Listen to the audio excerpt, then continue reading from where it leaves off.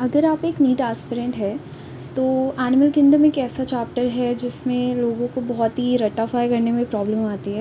So we'll try कि ये chapter हम टॉपिक बाय टॉपिक अच्छे से डिटेल में ही कवर करें। So let's start with the title of the chapter, animal kingdom.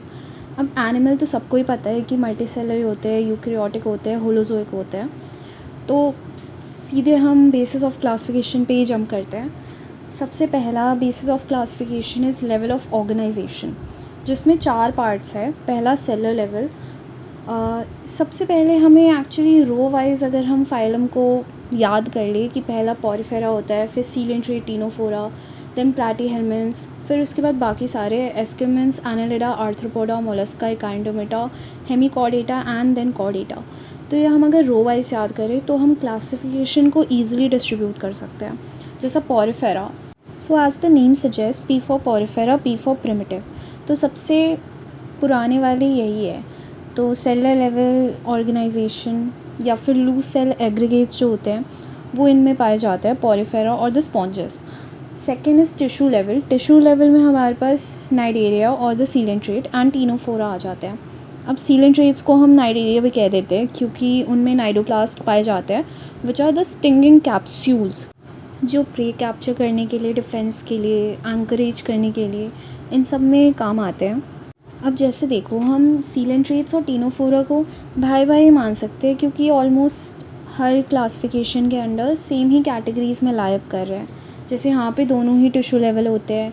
फिर सिमेट्री देखें तो दोनों ही रेडियल सिमेट्री होती है, दोनों ही डिप्लोब्लास्टिक होते हैं।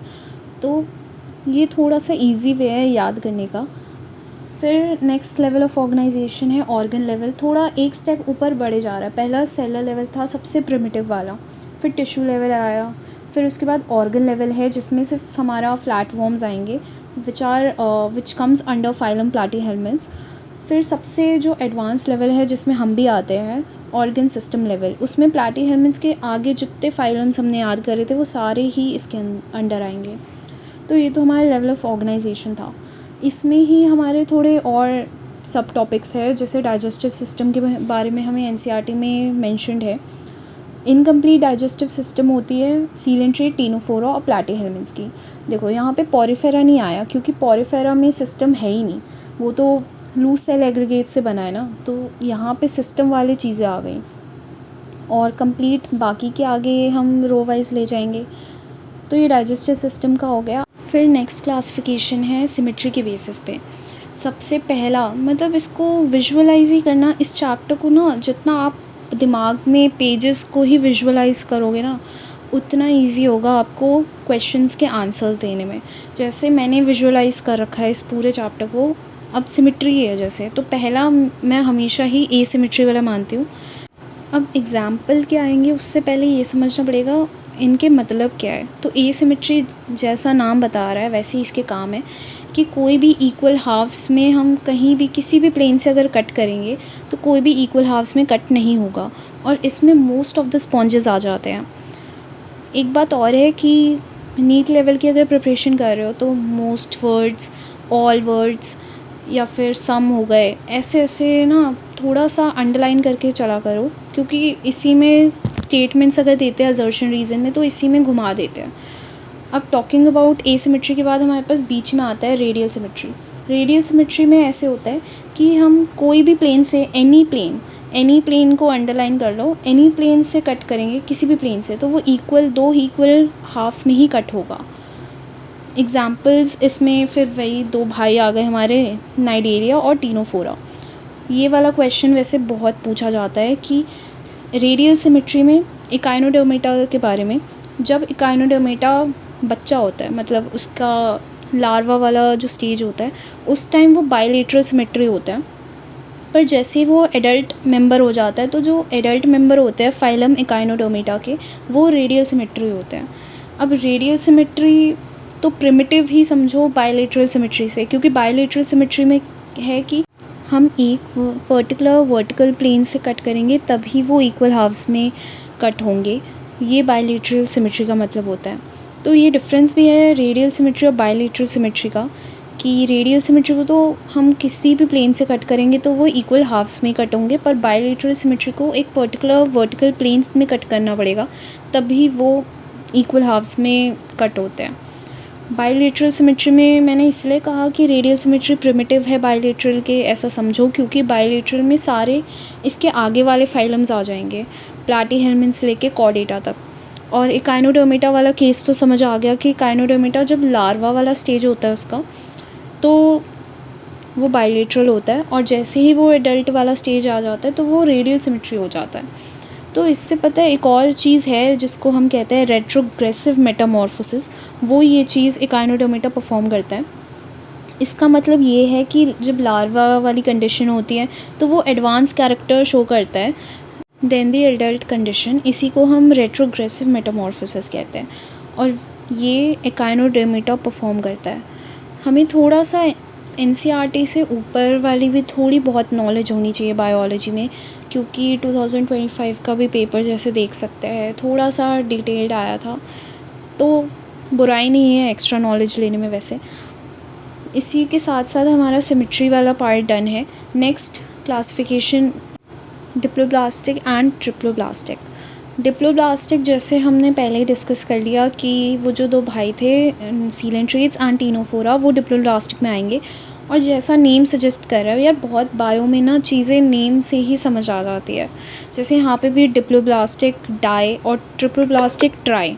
तो डिप्लोब्लास्टिक डाई मतलब टू, तो 2 सेलर एम्ब्रियोनिक लेयर्स होती है इसमें, एक्टोडर्म और एंडोडर्म।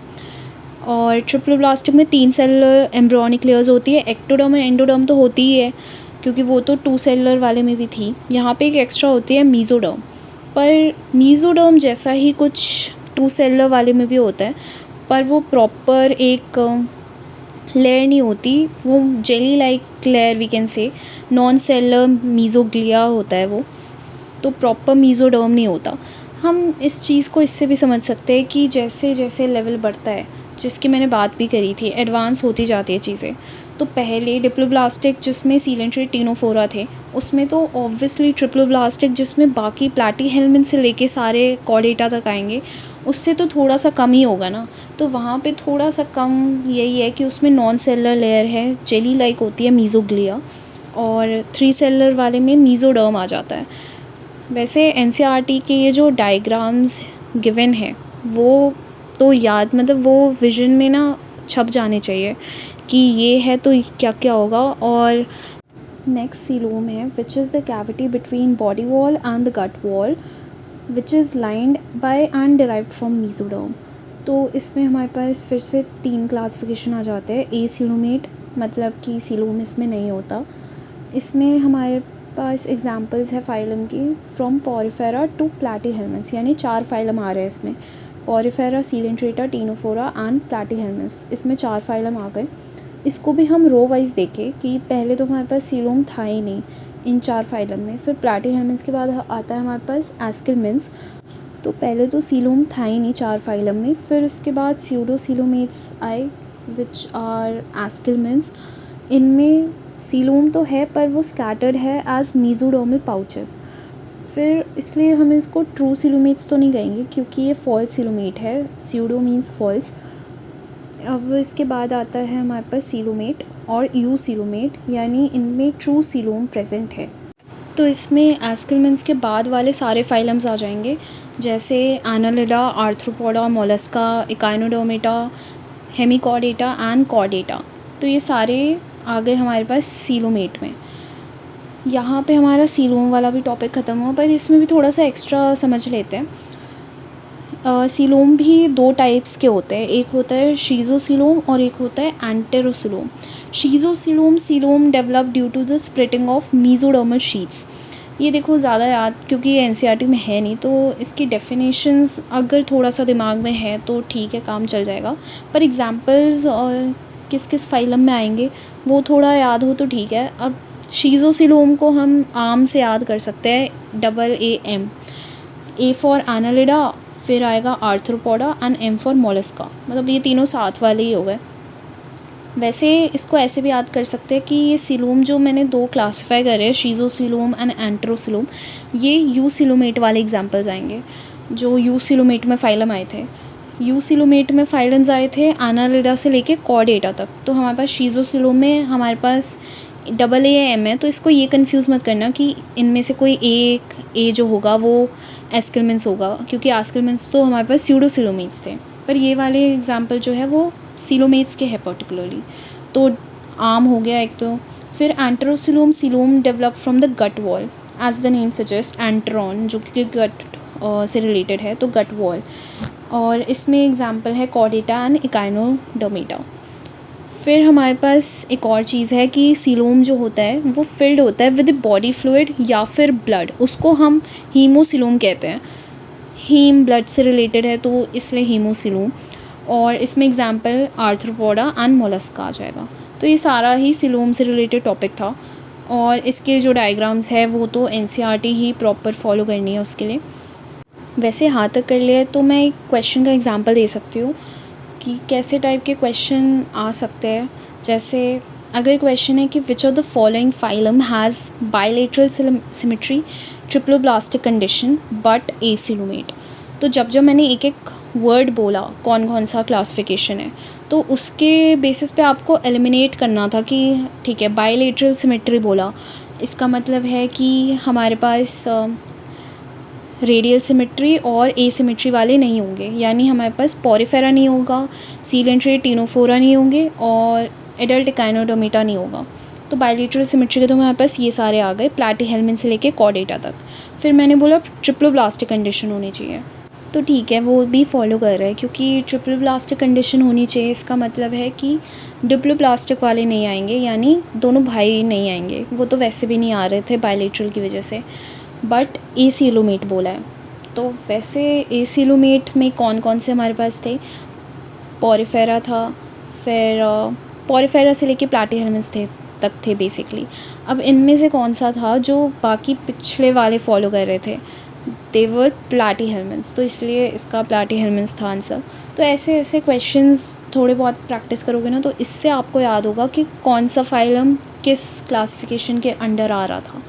वैसे ऐसे नॉर्मली याद हो रहा है तो भी ठीक बात है, पर ऐसे ज़्यादा जितने ज़्यादा क्वेश्चन प्रैक्टिस करोगे ना इसके, उतने अच्छे से याद हो जाएंगे। क्योंकि ट्रिक्स वगैरह भी ऐसे देखे तो ट्रिक्स वगैरह भी मुझे तो ऐसे निमोनिक्स वगैरह अगर मैंने बना लिए तो फिर मुझे उसको याद करने के लिए भी और निमोनिक्स चाहिए होते हैं, तो इसलिए मैं ज़्यादा ट्रिक्स वगैरह पे तो नहीं रहती हूँ। पर अगर आपको हेल्प चाहिए तो आप मेरा सजेशन तो यही है कि आप क्वेश्चंस बहुत प्रैक्टिस करो। तो मुझे तो इसी से याद हुआ था पूरा एनिमल किंगडम अच्छे से।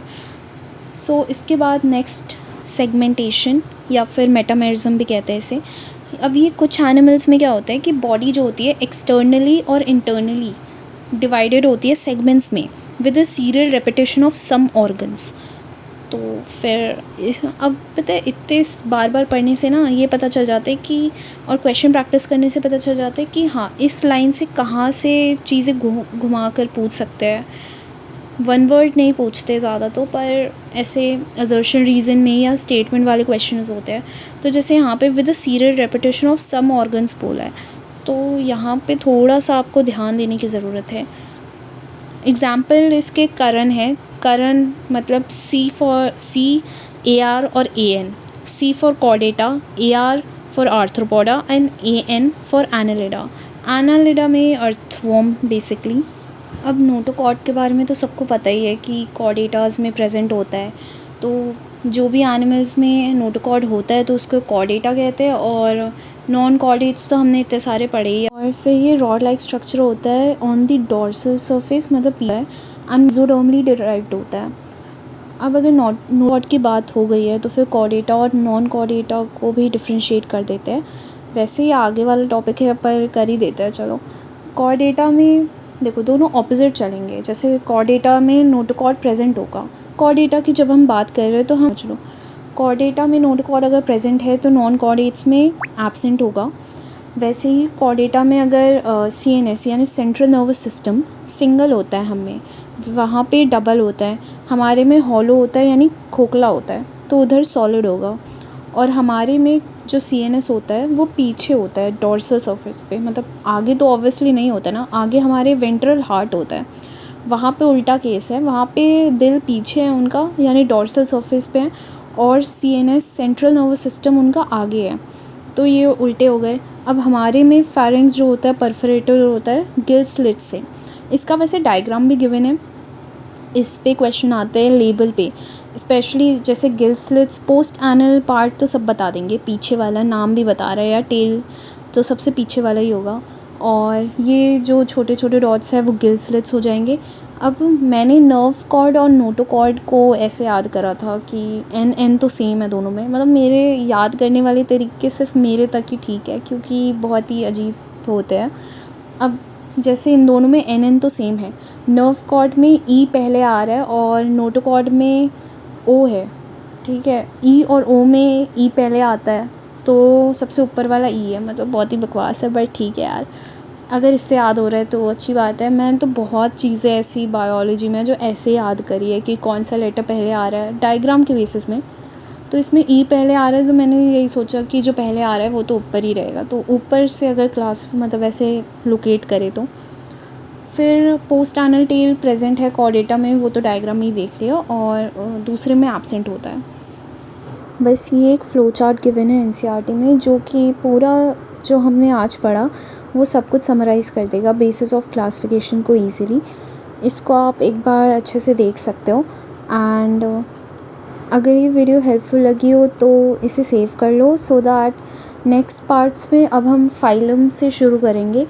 एक वीडियो में एक फाइलम कवर कर लेंगे, सो दैट अब इतनी लंबी वीडियोस नहीं बनेगी, बहुत ही छोटे छोटे शॉर्ट ताकि आपका बेसिकली रिवीजन ही हो जाए, पर डिटेल्ड ही रहेंगी।